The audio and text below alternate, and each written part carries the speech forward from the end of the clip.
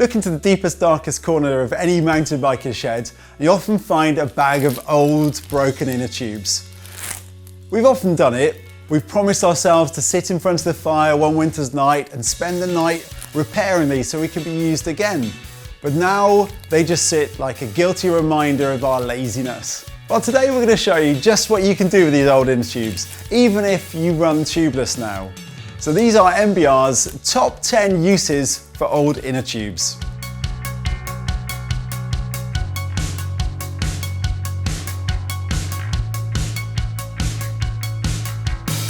But most of us use these little things now. This is a tubeless valve.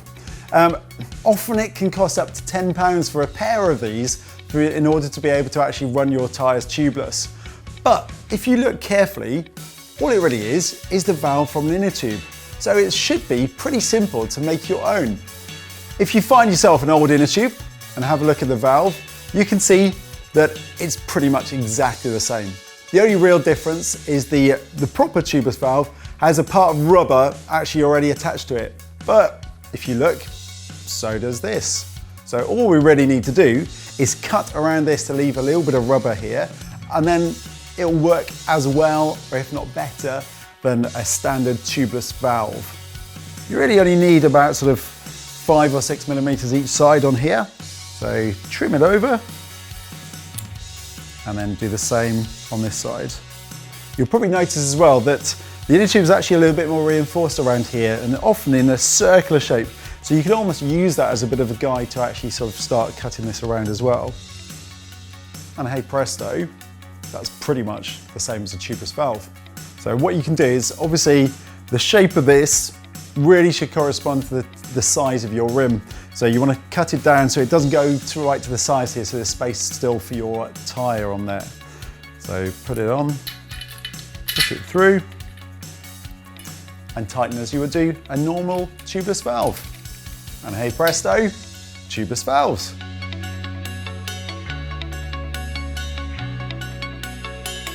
So this next use is actually really simple. You can use an old inner tube instead of a chainstay protector.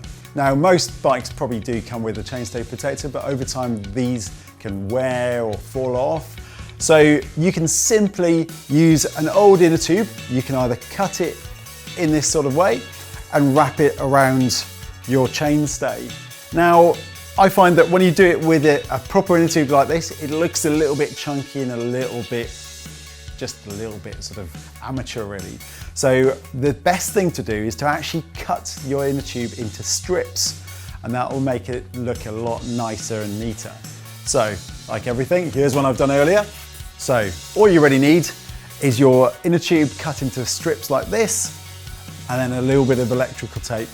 And then it's just a question of neatly wrapping this inner tube around the chainstay to the position that you're happy with. So you might want to use a little bit of tape at the start just to hold it in place. If you cut your tube properly, you can often find a nice little strip going down the middle, which will actually give you a guide to be able to wrap it halfway each time, so you can keep it looking really nice and neat all the way through. When you reach the position that you actually want to finish in, what you can do is make sure you cut it in a position that obviously hides that end bit, and then we can tape it to the bottom there. And the great thing with this style of chainstay protector is that as it wears, you can literally take it off and do it again. And if you want to change it every week, you can change it every week. There we go, a nice, neat chainstay protector. One of the other ways that you can actually use up this old inner tube is to make yourself a little mudguard for your forks. Really simple and pretty effective actually as well for keeping mud out of your seals and out of your face. All you're going to do first of all is to measure roughly the distance between the fork crown and the fork brace here. And then you're going to cut your piece of inner tube into a shape that's going to fit inside that gap. So really simple. You can just offer it up like so, cut it, and then using one of the seams, literally cut it so it's a nice flat rectangular piece of inner tube like that. This then is going to attach using zip ties across here. This will then stop any mud from flinging up as that wheel spins forwards, and should give you a little bit of protection from that muck. So really, really simple. You're going to just chop 4 little holes. So one here, here, here and here, and then you can put your zip ties through that. The great thing with this inner tube and the rubber is it will stretch, so you can put it in so it's nice and tight, and then as the fork compresses, obviously it will then flatten out. Get your zip ties, pass them through the holes, trim the zip ties. Obviously it doesn't look the best at the moment, but you can trim that so it's nice and neat and fits in properly within that space there. But that's a really simple and effective mudguard to help you through the winter. Another really basic but handy use of old inner tubes is for making shims to keep your accessories in place when they're on handlebars or seat posts. So obviously sometimes things like light brackets can slide around. A little bit of inner tube underneath this will actually help to keep that in place and keep that light shining in the right direction. So cut whatever size you need. Now you can obviously wrap these around to make them thicker and wrap it around your handlebar like so, and then you can attach everything over the top. And once you've got that in the right position and nice and tight, that will help to stop that from spinning around. Really, really simple. You can buy these really neat crank protectors to protect your carbon cranks or other cranks from rock strikes, but you can make your own out of some old inner tube. It's really, really simple. All you need is your old inner tube, and then you're going to cut it into 2 different sections. The first section you want to wrap around the end of your crank arm like so, and then the second section is going to push over the top of that to keep it in place. Now this is going to actually look pretty neat and will protect from rock strikes, and also it should protect your cranks from rubbing, so keep them looking better for longer. Put that over the end like so, and then you're going to pass this piece over the top of the 2 to hold it in place. And depending on the length of the cranks, you can cut it so it covers a lot of it or just the last bit here. All that's left to do is to cut down a hole to allow your pedals to be passed through and thread into your cranks. And there you go. A real simple use of some old inner tube is to carry small little patches like this in your pack. Then if you do get a puncture, especially in your tubeless system, especially if you get a slash in your tyres, you can use these as little patches to make sure that you can get yourself home quite easily. All you need is your little bit of inner tube and some glue from a puncture repair kit, and you can stick this on the inside of your tyre, and that will help to seal that hole and to make sure that first of all you get yourself home, but secondly it means you can set the tyre up tubeless again in the future. Just glue it on, let it dry, and away you go. Really, really simple. So if you run a dropper seat post, through the winter there's a really, really simple thing you can do with an old inner tube to help protect all the delicate gubbins inside it. Simply cut a piece from an old inner tube about the length of the seat post here, and then slide it neatly over the top of the seat post to make a kind of gaiter system. So that's going to go over that section there, and then it's going to protect this delicate area here from any mud and muck.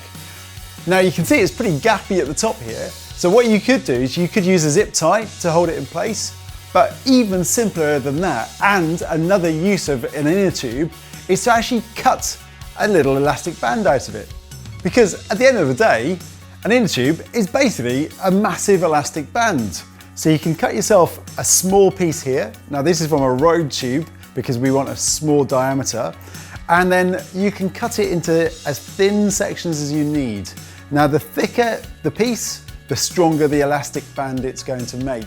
This can then be stretched over the top, and then that will hold everything nice and neatly together at the top. Now obviously, Water can get in this sometimes, especially if you wash your bike. So it's important that you take this off every now and again, just to make sure that there's no mud and dirt inside here that could damage those delicate parts as well.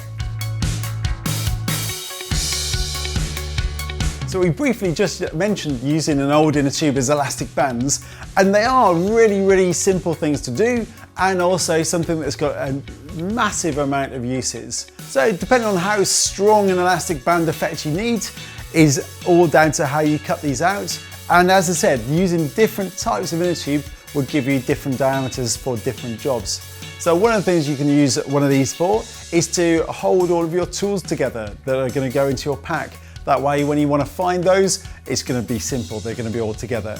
Now for this, obviously we've got quite a large area here, so we probably want to use a big inner tube, but we might not necessarily need a big chunk of inner tube to actually do this.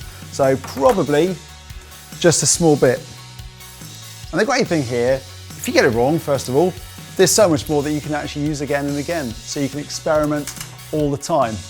There's all your tools in one place. Simple. Another real simple way of using these elastic bands is if you want to bleed your brakes, or you've got an issue with air in your brakes and you want to make sure that all of the air is either out of the system or as far up as possible, you can use a bit of inner tube to hold the brake lever on when you're storing your bike. That way when you come to ride the bike next time, it should be working as well as it can do.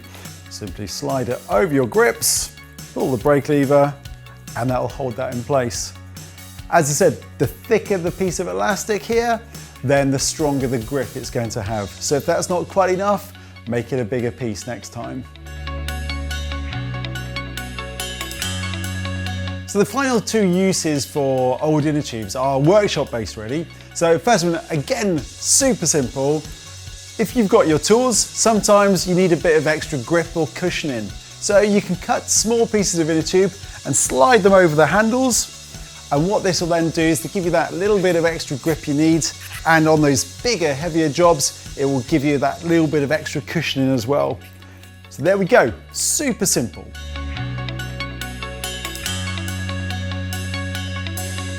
Finally, you can use a little bit of inner tube to protect your delicate aluminium parts when the time comes to actually service things like your hubs. So if you're going to use a vise or anything to try and pull out parts like this, you can use that little bit of inner tube over the top of this part. Then that will act as a bit of a barrier between your delicate aluminium and the vise itself. So there you have it, 10 uses for those old inner tubes. If you've got any other uses, then please feel free to put them in the comments below. And don't forget to subscribe for more content.